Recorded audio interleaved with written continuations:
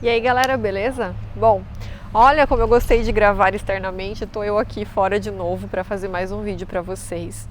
E eu tô aproveitando aqui a proximidade da data do Dia dos Pais para falar desse assunto que é um tanto quanto delicado, digamos assim, que é a paternidade.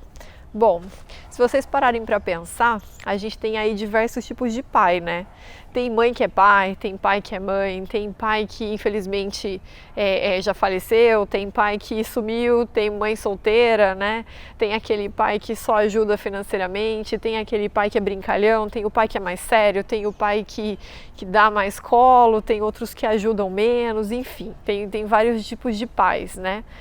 Então hoje eu escolhi para falar para vocês os dois tipos que eu tenho mais familiaridade, porque são os dois tipos que eu tenho aqui experiência, na verdade, né? Que é o pai, que é a mistura de pai e mãe, né? Aquela mãe que faz o papel do pai na vida dessa criança, né? Desse filho. E o pai participativo, que é a experiência que eu tenho aqui com o meu marido. Mas antes de falar do pai participativo, eu vou falar um pouquinho do pai. É assim, eu tenho a minha mãe, né, que na verdade foi meu pai, ela representa essa figura paterna também na minha vida. E embora eu tenha tido meu avô, né, e os meus tios que me ajudaram bastante, que por vezes fizeram esse papel de pai, sabe? Eu acho que a minha mãe foi muito mais representativa assim para mim. Eu lembro que quando eu era pequena, no Dia dos Pais eu sempre fazia ali as cartinhas, né, as lembrancinhas para o meu avô. Só que depois de um tempo, né, eu cresci um pouquinho e aí eu comecei a mudar um pouco esse olhar. Eu levava sempre esse presentinho para minha mãe também. Eu sempre homenageava minha mãe e agradecia muito por esse papel paterno que ela fez na minha vida, né, que ela teve na minha vida. Então, assim, tem tantas mulheres que eu conheço que tem esse papel de pai e eu tenho tanto orgulho delas, assim, sabe? A minha mãe foi esse pai, assim, daqueles de se orgulhar muito, exemplo de luta, de determinação, de amor, de entrega no cuidado comigo, né? E de batalha mesmo, sabe? Mas eu acho que ela acaba representando todas as outras pães, né? Eu acho que essas mulheres, elas têm muita garra, elas são determinadas, elas não abandonam seus filhos, elas abraçam ali as crianças, né? E realmente vão à luta, fazem de tudo por esses filhos. Então, fica aqui primeiro o meu parabéns a essas mães que desempenham esse papel, né? Tem muita mãe que desempenha esse papel e não necessariamente o pai da criança não é presente, né? Não necessariamente ele sumiu ou não quis registrar a criança. Muitas vezes, e infelizmente, essa mulher ela cumpre o papel paterno e esse pai tá ali, né? Ele tá ali perto, mas ele não é participativo, não é um pai que colabora, que entende o papel dele ali na vida dessa criança e a importância que ele tem, né? A importância que tem esse contato, né? Como ele deveria estar mais presente, como ele deveria estar na vida dessa criança, além do financeiro, né? E às vezes nem do financeiro, né? Tem muito pai que não faz essa ajuda nem financeira e a mulher acaba incorporando esse papel. Eu conheço também pai que faz o papel de mãe, né? Então, aqui mais uma vez, parabéns, feliz Dia dos Pais para esses pais também. Eu confesso que são a minoria daqueles que eu conheço, pelo menos do meu círculo aqui de amizade, mas ainda assim eu deixo aqui o meu parabéns, porque realmente é muito louvável, né? Qualquer que seja essa atitude, porque já é difícil a criação de uma criança em dupla ali, né, com pai e mãe compartilhando. Imagina quem acaba tendo que desenvolver esse papel, seja de pai ou de mãe, sozinhos, né?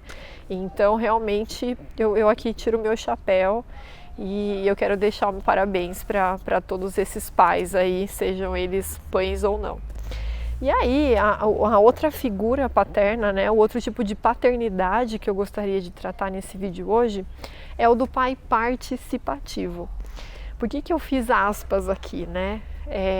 Porque essa participação, né, essa paternidade ativa, como muitos estão falando atualmente, ela é meio tenso ainda, sabe? É um terreno delicado, porque não necessariamente esse pai participativo ele é proativo, não necessariamente ele é participativo tanto quanto a mãe, né? Eu digo assim, que o meu marido, ele é super participativo, ele me ajudou com o bem, em vários momentos ficou comigo na maternidade, ele troca fralda sempre que precisa, ele me ajuda com a alimentação dele quando eu preciso fazer alguma outra coisa, enfim. A participação dele é assim, sempre que eu peço, ele me ajuda. E é essa visão, né, de ajudar, não necessariamente do compartilhar. Então, mas eu não culpo ele, porque assim como eu não culpo nenhum outro pai que tem essa característica de mais participativo com algumas ressalvas, porque na verdade eles não são preparados para isso, né? É engraçado como desde pequenininha parece que a mulher ela é preparada para ser mãe, ela é preparada, a sociedade coloca dessa forma, né? Olha, você é mãe, você vai ter uma criança sob seus cuidados, você amamenta, você cuida da casa, das tarefas, enfim. E o homem, ele não tem isso, né? Ele não cresce dessa forma, não é cultural isso, não é natural. Então, eu acho que a gente ainda está num processo de transformação nessa questão da paternidade ativa, sabe? Mais participativa. Enfim, a sociedade não os prepara, né? Não é o que se espera, tanto que quando algumas pessoas, né, principalmente os mais velhos, veem o meu marido me ajudando, eles ficam muito, assim, surpresos, né, espantados. Nossa, ele troca fralda, nossa, ele te ajuda. Eu lembro que no batizado do Benjamin, a gente saiu da igreja e o meu marido estava com o Ben no colo, aí uma senhora viu e ela falou assim, nossa, parabéns, você é um excelente pai. Meu, assim, ela não conhece o meu marido, né? E pra gente é uma coisa tão natural e carregar a criança, ele só estava carregando, ele não estava fazendo nada demais, né? E aí ela já parabenizou o meu marido, e significa que para ela isso realmente é assim, inimaginável, né? Talvez na época que ela vivenciou, a cultura que ela traz, a experiência que ela traz, a bagagem dela, isso era muito estranho, né? Provavelmente o marido dela não teve esse posicionamento, o pai dela não teve esse posicionamento, né? Então para ela soou ali o diferente, o meu marido, o fato dele carregar o Benjamin. Algumas tias viram que o meu marido dava banho no Ben, já presenciaram troca de fralda, falaram, nossa, olha lá, ele troca fralda, tipo, nossa. E aí o pai acaba recebendo mil elogios, né? Nossa, parabéns, como você é um bom pai. Ou então nossa, parabéns, olha como seu marido te ajuda. E aí eu fico pensando assim, nossa, parabéns, né? Assim, se a gente está pensando em compartilhar, então eu também devia receber um parabéns aqui por toda a dedicação, né? Então é uma questão um pouco delicada de se pensar. Não é natural, as pessoas não veem com naturalidade esse pai ajudando. E eu sei que os meninos têm muita dificuldade com isso também. Embora eles tenham boa vontade, talvez eles nem saibam como ajudar direito, né?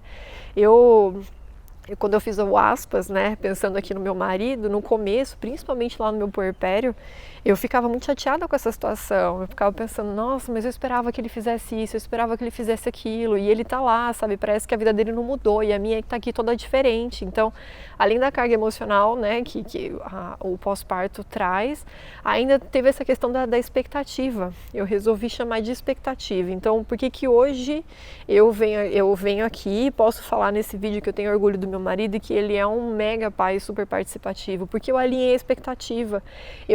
Principalmente eu desvinculei a questão da proatividade. Não espero que ele seja proativo, eu peço para ele e eu sei que eu posso contar. Então é um pouco diferente. Aquela expectativa do, nossa, ele vai fazer e eu não vou precisar nem falar, ele vai estar lá presente a todos os momentos e tal.